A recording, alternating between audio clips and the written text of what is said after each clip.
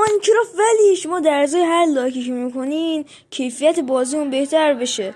خب بچه هم که میبینین کیفیت آشغال شما مشاهده میکنین که الان من منتظرم یکی لایک بکنه. یکی لایک کرد، دمش گرم.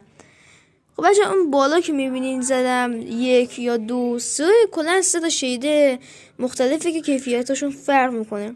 امیدوارم یکی لایک کنه.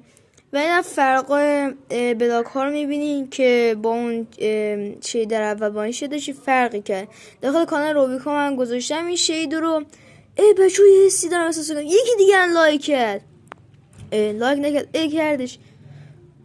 دایمند رو نگاه کن. نگاه کن. پشمام. اینو نگاه کن. آوا رو نگاه. حباب میزنه.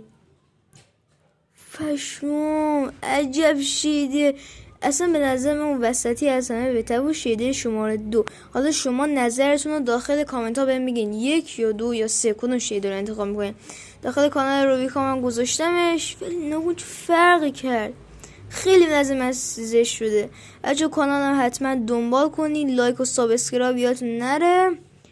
عشقای منین و حتما یادتون نره، دوباره تاکید میکنم من دنبال کنید. خدا حافظ. ماینکرافت ولی شما در ازای هر لایکی که میکنین کیفیت بازیمون بهتر بشه. خب بچه هم که میبینین کیفیت آشغال شما مشاهده میکنین که الان من منتظرم یکی لایک بکنه. یکی لایک کرد، دمش گرم.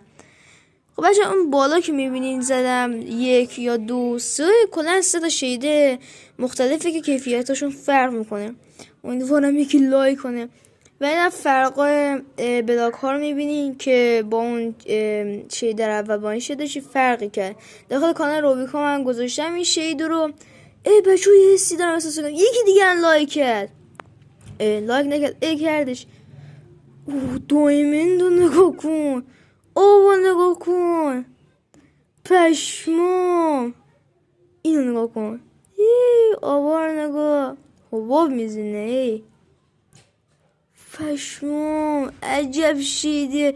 اصلا به نظر من اون وسطی از همه بهتر بود، شیده شماره 2. حالا شما نظرتون رو داخل کامنت ها بهم میگین 1 یا 2 یا 3 کدوم شیده رو انتخاب میکنین. داخل کانال روبیکا من گذاشتمش ولی نگو فرقی کرد. خیلی نظر من زشت شده.